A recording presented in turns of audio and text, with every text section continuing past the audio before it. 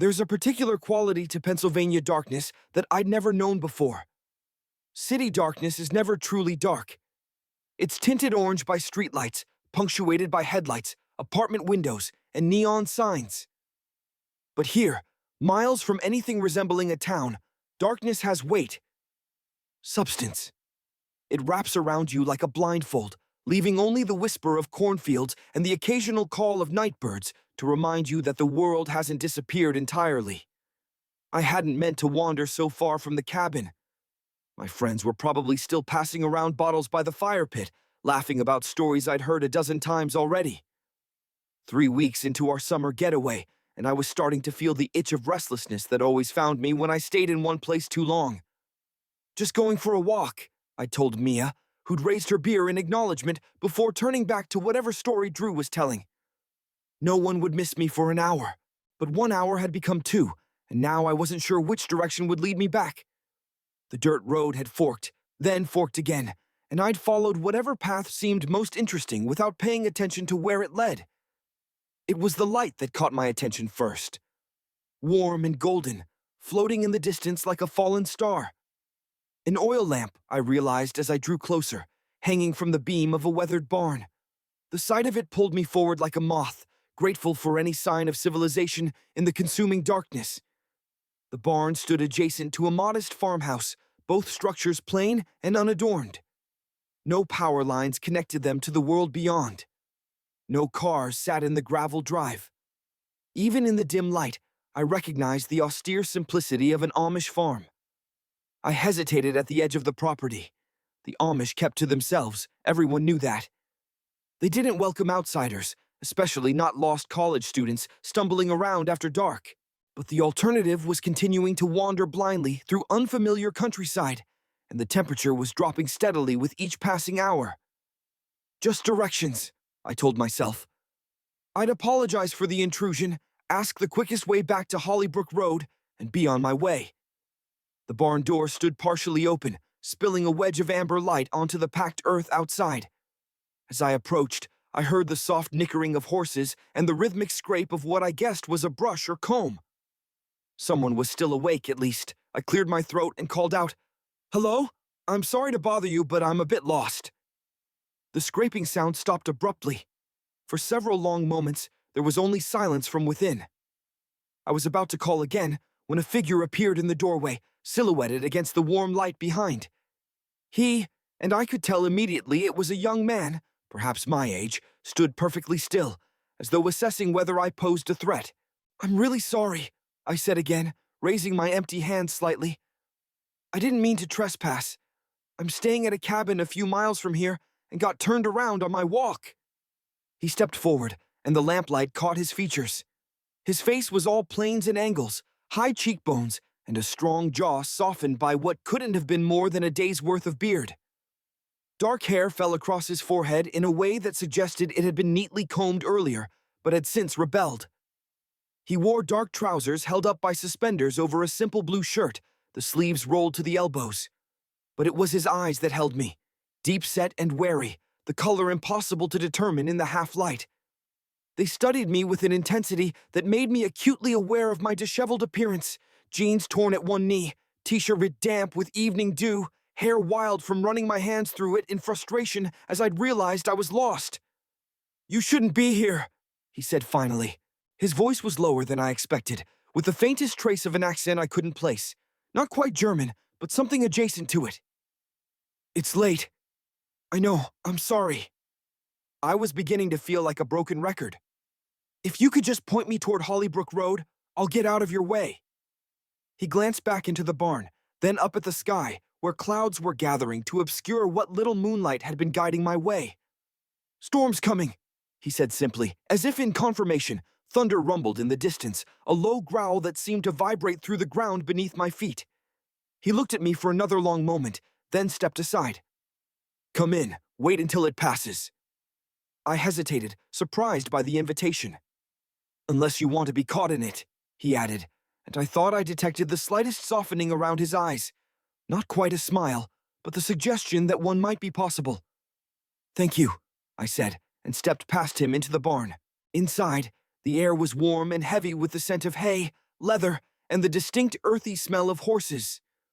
3 stalls lined one wall, 2 of them occupied by handsome bay mares who regarded me with mild curiosity. The space was immaculately kept, tools hanging in precise arrangements, floor swept clean, harnesses oiled and gleaming in the lamplight. "I'm Jacob," I offered, turning to find him watching me. "Jacob Miller." He nodded once, but didn't immediately return the introduction. Instead, he moved past me to a wooden stool beside one of the stalls, where a curry comb lay abandoned. He picked it up and resumed the grooming I'd interrupted, his movements sure and practiced. "I'm Eli," he said after a long moment, not looking up from his work. "Eli Yoder." I stood awkwardly in the center of the barn, unsure what to do with myself. "I really appreciate this. I promise I won't be any trouble." Eli glanced at me, then nodded toward a bench against the wall. "Sit, if you want." I did, grateful to rest my legs after hours of walking. From this vantage point, I could observe him without being too obvious about it.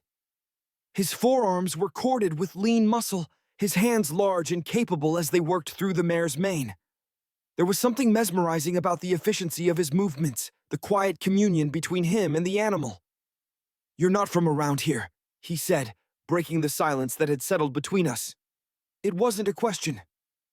"No, Chicago." I watched as he reached for a different brush, noting how the horse leaned into his touch. "My friends and I rented a cabin for the summer before senior year.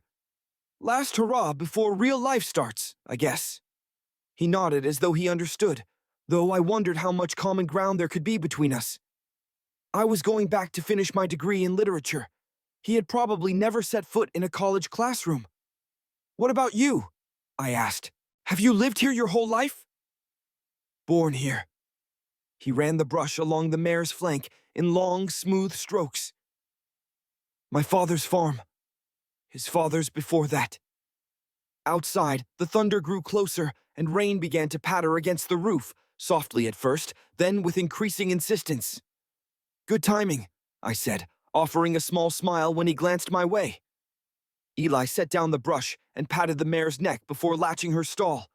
He crossed to a small wooden cabinet and retrieved a metal canteen and 2 tin cups. He poured what looked like milk into both, then crossed the barn and held one out to me. "Thank you," I said, surprised by the gesture. Our fingers brushed as I took the cup, and I felt the slight roughness of calluses against my skin. He settled on the far end of the bench, leaving a careful distance between us. The milk was fresh and cold, richer than anything I'd ever bought in a store. "This is delicious," I said. "From our cows," he replied, and I caught that almost smile again. "Morning milk is sweeter, but this is good too." We drank in silence for a moment, and I found myself intensely aware of the narrow space between us on the bench, of the way his knee nearly touched mine when he shifted position. The rain intensified, drumming against the roof like impatient fingers. A gust of wind rattled the barn door, sending the hanging lamp swaying and casting moving shadows across Eli's face. "Will your family mind," I asked suddenly, "that you let me in?" Eli looked into his cup. "They're away, visiting my aunt in Lancaster. My sister's baby is coming." "So you're here alone?" He nodded. "Someone needs to tend the animals." The revelation that we were completely alone in this isolated place settled between us, heavy with unspoken implications. I became acutely conscious of the way his eyes had returned to my face, studying me with an intensity that made my heart beat faster. "Must get lonely," I said, immediately regretting how forward it sounded. Eli was quiet for so long, I thought he might not answer. When he did, his voice was soft, nearly lost beneath the rain. "There are different kinds of lonely." The words hung in the air between us, layered with meaning I couldn't quite decipher, but somehow understood in my bones. I watched as he set his empty cup aside, his profile outlined in gold by the lamplight, and felt an ache of recognition, of seeing something familiar reflected in someone utterly foreign to my world. "Sometimes," he continued, still not looking at me, "there are more people around when you're alone than when you're surrounded." I nodded, though he wasn't watching. "I know exactly what you mean." And somehow, in that moment, I felt he knew that I did. that despite the vast differences in our lives, we shared this one thing: the peculiar isolation of being out of step with those around us. The silence that followed wasn't uncomfortable. It was charged, like the air before lightning strikes. I found myself studying his hands as they rested on his knees. Strong hands, capable of building and growing and nurturing. So different from my own, which had never known real work beyond turning pages and typing essays. "Your friends," Eli said suddenly. "They'll worry." "Probably not," I admitted. "They're used to me wandering off. But you're right, I should try to get back once the rain lets up." As if in defiance, the storm intensified, rain hammering against the roof with renewed vigor. A flash of lightning illuminated the cracks between the barn boards, followed almost immediately by a deafening crack of thunder. Eli rose and moved to secure the door more firmly against the wind. As he returned, he paused beside me, closer than before. "Your collar," he said, his voice oddly constrained. I looked down, confused, and saw that my t-shirt had twisted, the collar bunched awkwardly to one side. Before I could fix it myself, Eli's hands were there, straightening the fabric with careful precision. His fingers brushed against my throat, lingering a moment longer than necessary. I felt their warmth against my skin, a stark contrast to the cool air flowing through the barn's wooden slats. Time seemed to suspend itself. Neither of us moved. I barely breathed, afraid that any movement would break whatever tenuous connection had formed between us. His eyes met mine, and in them I saw conflict, restraint warring with something deeper, more primal. His hand remained at my collar, fingers now barely touching the skin, just above my collarbone. "I should go," I whispered, making no move to stand. "The storm," he responded, equally quiet. We both knew the storm was only part of the reason I shouldn't leave, and exactly why I should. His hand finally fell away, but he remained standing before me, close enough that I could see the rise and fall of his chest beneath his simple shirt. Could smell soap and hay, and something uniquely him. "In the city," I found myself saying. "Everything is so loud all the time. So bright. Everyone's always watching. Always performing." I swallowed hard. "Out here in the dark, it's like being invisible." Something shifted in his expression. Recognition, perhaps, or understanding. "Not invisible," he said softly. "Just seen differently." The lamp flickered as another gust of wind found its way into the barn. In that momentary dimming, something changed between us, some final barrier lowered. When Eli spoke again, his voice was barely audible above the rain. "You should go." I nodded, standing slowly. We were close now, close enough that I could feel the heat radiating from his body, could see the pulse beating at the base of his throat. "My jacket," I said, gesturing vaguely toward the door where I'd left it hanging on a peg. Eli moved to retrieve it, and I followed, our bodies moving in strange synchronicity through the golden light. He lifted the jacket from its hook and held it out to me, but as I reached for it, another crack of thunder shook the barn, startlingly close. I flinched instinctively, and he stepped forward, one hand catching my wrist to steady me. The contact was electric, sending a current of awareness up my arm and throughout my body. Neither of us moved to break the connection. His fingers remained circled around my wrist, the pressure light but unmistakable.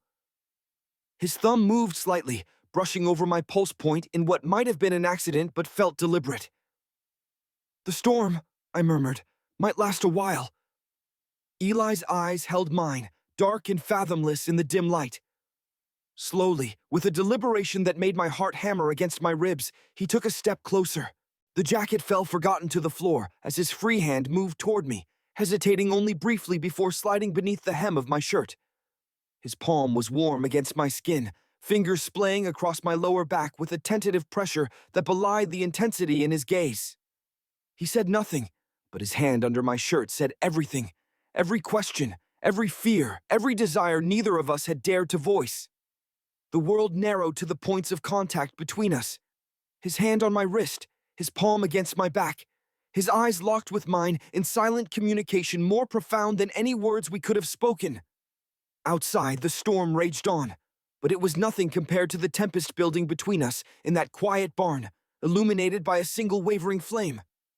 Time has a different texture in moments like these, elastic and fragile all at once.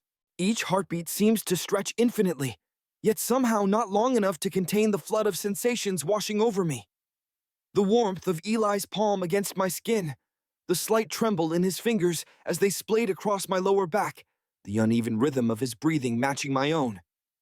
Neither of us moved to deepen the touch, yet neither pulled away. We stood suspended in that liminal space where intention meets action, where possibility hangs trembling in the air. "I shouldn't," he whispered, though his hand remained beneath my shirt, a warm anchor against my skin. "I know," I answered, though I made no move to step back. The lamplight caught in his eyes, revealing flecks of amber I hadn't noticed before. His gaze dropped to my mouth, lingered there with such naked longing that I felt it like a physical touch. The thunder that broke the moment seemed almost merciful. A reprieve from a tension so exquisite it bordered on pain. Eli withdrew his hand slowly, reluctantly, the tips of his fingers trailing across my skin in a way that felt like both an apology and a promise. "The rain is letting up," he said, his voice rough. "You should be able to find your way back now." I nodded, though we both knew it was a thin excuse. The storm still raged outside, only slightly diminished from its earlier fury. But the storm between us had grown too dangerous to weather any longer. "Thank you," I said, bending to retrieve my fallen jacket. "For the shelter." Eli nodded once, his posture stiff, as though holding himself carefully in check. "The road you want is east. Follow the rising sun when morning comes." "East," I repeated, though I wasn't thinking about directions at all. I was memorizing the planes of his face in the golden light, the way his hands, now clenched at his sides, had felt against my skin. "Goodbye, Jacob Miller," he said formally, though something in his eyes belied the stiffness of his words. "Goodbye, Eli Yoder," I returned, and stepped out into the rain. The walk back to the cabin was long and soaking, but I barely noticed. My mind replayed those moments in the barn with obsessive precision, each glance, each word, each careful touch. By the time I slipped through the cabin door, my friends long since passed out around the dying embers of the fire. Dawn was already threatening the eastern horizon. I lay awake on my narrow bunk, listening to Drew's soft snoring from across the room, and knew with absolute certainty that I would return to that barn. Whatever had sparked between Eli and me wasn't finished. It had barely begun. Morning broke clear and brilliant, the storm having washed the world clean overnight. I waited until my friends had piled into Drew's Jeep for a supply run into town before setting out along the dirt road I'd wandered the night before. This time, I paid careful attention to the landmarks, the lightning-split oak, the stone wall sagging with age, the creek that ran alongside the road for a quarter-mile before disappearing into a culvert. I wasn't entirely sure what I was doing or what I would say when I arrived. Only that I had to see him again, had to know if what I'd felt between us was real or merely a product of storm shadow and isolation. The Yoder farm looked different in daylight, more substantial somehow. Its clean lines and well-maintained fences speaking of generations of careful stewardship. The house was a simple two-story structure of weathered wood, with a large kitchen garden to one side and a clothesline where plain shirts and trousers hung drying in the morning breeze. I hesitated at the edge of the property, suddenly unsure. What if Eli regretted our encounter? What if he wanted nothing more to do with me? Or worse, what if he'd already dismissed our moment as meaningless, a brief aberration in his ordered life? As I stood there, caught between approach and retreat, I spotted movement in the pasture beyond the barn. A solitary figure in a broad-brimmed hat moved among a small herd of dairy cows, his posture unmistakable even at a distance. My feet carried me forward before my mind had fully committed to the action. I skirted the main house and made my way along the fence line toward the pasture, my heart hammering against my ribs with each step. Eli didn't notice me at first. He moved among the cattle with quiet efficiency, checking something on their ears, tags perhaps. The morning sunlight caught in his dark hair where it curled beneath his hat, turning the edges to gold. I cleared my throat softly, and he turned. For one terrible moment, his face remained impassive, unreadable. Then recognition flickered in his eyes, followed quickly by something that might have been relief or fear or both. "Jacob," he said, my name falling from his lips like a secret. "I hope it's okay that I came back," I said, suddenly acutely aware of how presumptuous my return might seem. "I just wanted to make sure I thanked you properly. For last night." Eli glanced back toward the house, then at the cows grazing peacefully around us. "I didn't think you'd come back." "I didn't think I would either," I admitted.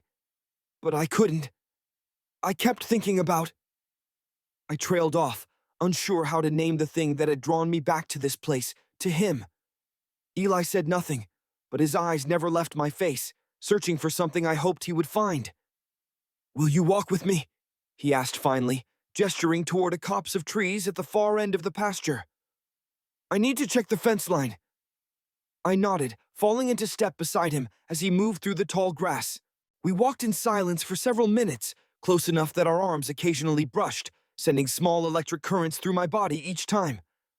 "Your family isn't back yet?" I asked, when the silence grew too heavy to bear. "Tomorrow," he said. "They'll return tomorrow." The implication hung in the air between us, that today was all we had. Whatever this was, whatever it might become, existed only in this brief window of time before reality reasserted itself. We reached the tree line, where a stream cut through the property, bordered by a simple post and rail fence. Eli knelt to examine a section where the water had eroded the soil beneath the lowest rail, creating a gap he determined animal might exploit. I watched him work, struck again by the capable grace of his movements. There was nothing wasted in the way he moved, nothing performative or self-conscious. "You could help," he said without looking up, though I caught the slight quirk at the corner of his mouth, that almost smile I was beginning to recognize. Instead of staring, heat rushed to my face. "Sorry, I don't really know what to do with cows, or fences." "Hold this," he said, handing me a length of wire while he repositioned a fence post. We worked together for several minutes, me following his quiet instructions as best I could. When the repair was complete, he straightened and turned to face me, closer than I expected. His hand lifted, hesitated, then moved to my hair.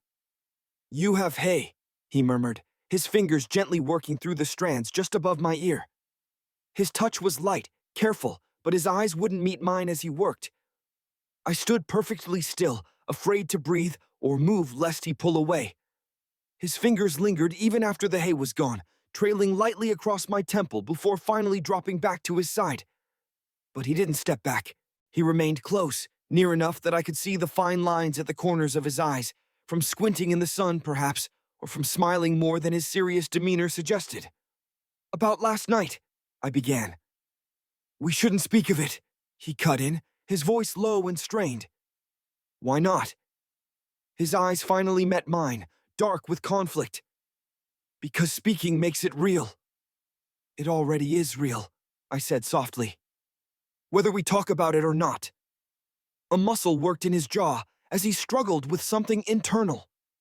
When he spoke again, his voice was barely audible above the gurgle of the stream beside us.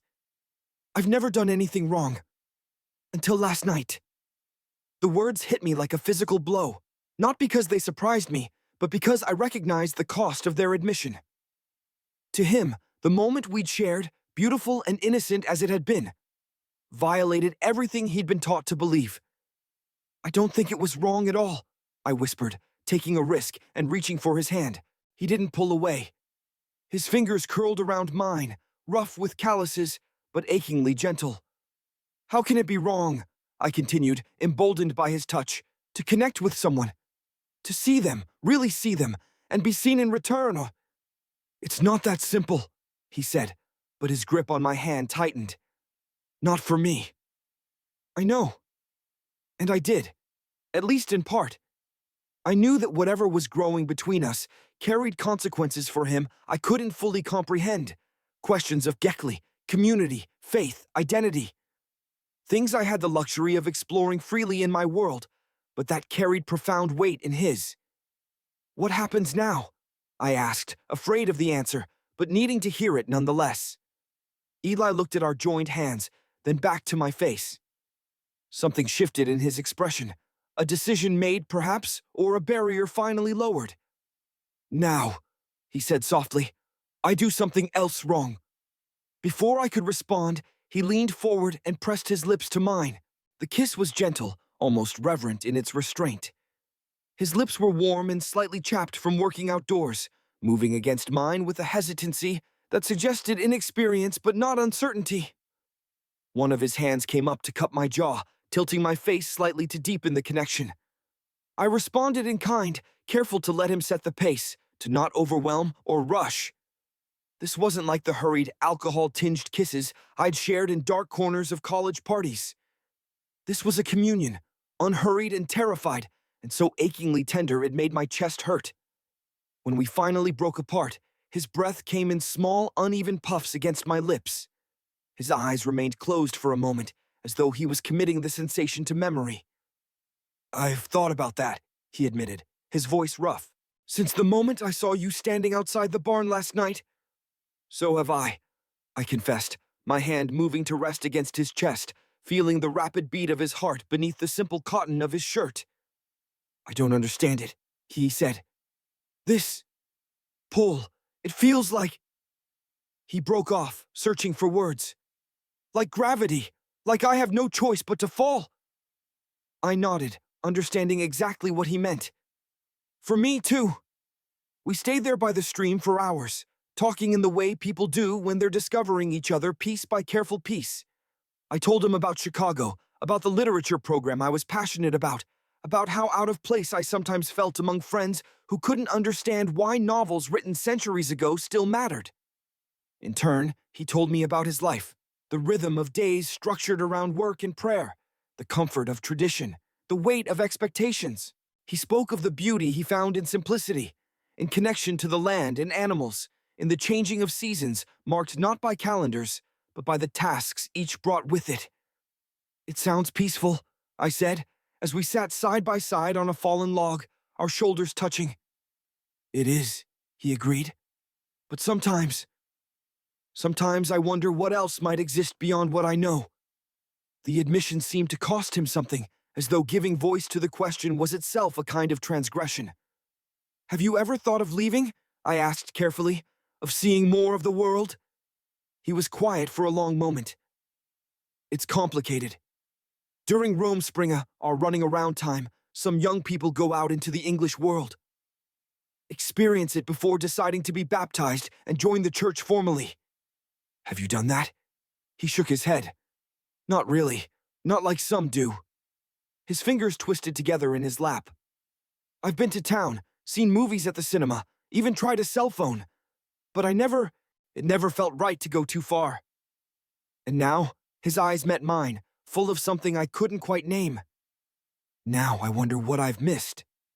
The implication hung between us, that perhaps what he'd missed was this. Us, the possibility of connection beyond the boundaries that had always defined his life. As afternoon stretched toward evening, a tension began to build. The awareness that our time was limited, that reality would soon reassert itself. I should get back, I said reluctantly, as the sun began its descent toward the western horizon. My friends will wonder where I've been all day. Eli nodded, though neither of us moved to stand. Will you come again tomorrow? The question held so much more than its simple words, hope and fear and longing all wrapped together. Yes, I said without hesitation. Early, before your family returns. Something like relief washed over his features. Meet me at the barn. Dawn. We walked back through his pasture side by side, not touching, but acutely aware of each other's presence. As we neared the fence line that would take me back to the road, Eli paused. I can't stop thinking about you, he said abruptly, his eyes fixed on the distant horizon. Even when I pray. The confession struck me silent for a moment, the depth of its significance sinking in. For him, prayer was not casual or intermittent. It was the framework upon which his entire life was built. To say I had entered that sacred space was to admit something profound. I think about you, too, I said finally. All the time. He turned to face me fully, his expression painfully open. What is this, Jacob? What are we doing? I wished I had an answer that could ease the turmoil I saw in his eyes, but all I had was the truth. I don't know, I admitted. I only know that it matters, that it feels important. He nodded once, as though confirming something to himself. Then, with a quick glance toward the house to ensure we weren't observed, he leaned in and kissed me again, briefly, but with an intensity that left me breathless.